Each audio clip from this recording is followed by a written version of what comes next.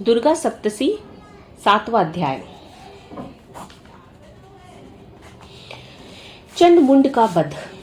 ऋषि ने कहा, शुंभ निशुंभ की आज्ञा पाते ही चंड मुंड अपनी चतुर्गणी सेना के साथ अस्त्र शस्त्रों से सज्जित होकर देवी के पास चल पड़े। उन लोगों ने पर्वतराज हिमालय की स्वर्णिम ऊंची चोटी पर देवी को सिंह पर सवार देखा। देवी मंद मुस्कान बिखेर रही थी। देवी को देखते ही उन्हें पकड़ने के उद्देश्य से अचानक ही आसुरी सेना उन पर टूट पड़ी। किसी ने अपना धनुष संभाला तो किसी ने ज्ञान से तलवार खींच ली, तो कुछ एक देवी के सामने आकर खड़े हो गए। उस समय अंबिका देवी अत्यंत कुपित हो गई। क्रोधानल के धधकने से उनकी मुखाकृति काली हो गई, उनकी भवें तन गई तथा उस स्थान से विकराल काली का प्रादुर्भाव हुआ। उनके हाथ में तलवार तथा पाश था। वह चीते के चमड़े की साड़ी पहने नर मुंडों की माला से सुशोभित हो रही थी।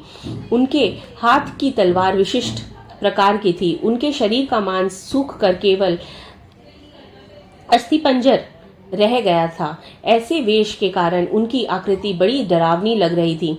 उनके विशाल मुख गहन में जीव लपलपाता रही थी, जिसके कारण में बहुत ही भयंकर दिख रही थी। वह देवी अपनी भीषण गर्जना से त्रिलोक को कंपित कर रही थी।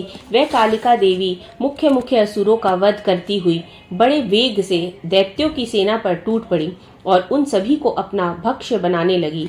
वह विकराल देवी अपने एक ही हाथ से पकड़कर अंगरक्षकों अंकुशधारी महाबली बड़े बड़े वीरों तथा गल घंटधारी विशाल हाथियों को अपने मुख में भर लेती थी। इसी तरह हाथी, घोड़े, सारथी आदि को निगल कर भीषण आवाज में उन्हें चबा रही थी।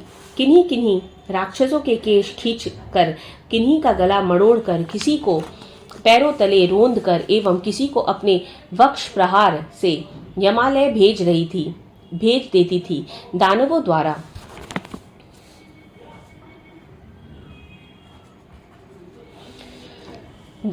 द्वारा शेपित अस्त्र शस्त्रों को वह मुंह में पकड़कर दांतों से पीस डालती थी। काली ने उन महाबली दैत्य समूहों को कुचल डाला। कितनों को ही उन्होंने अपना आहार बनाया तथा कितनों को रणभूमि से भागने में विवश कर दिया।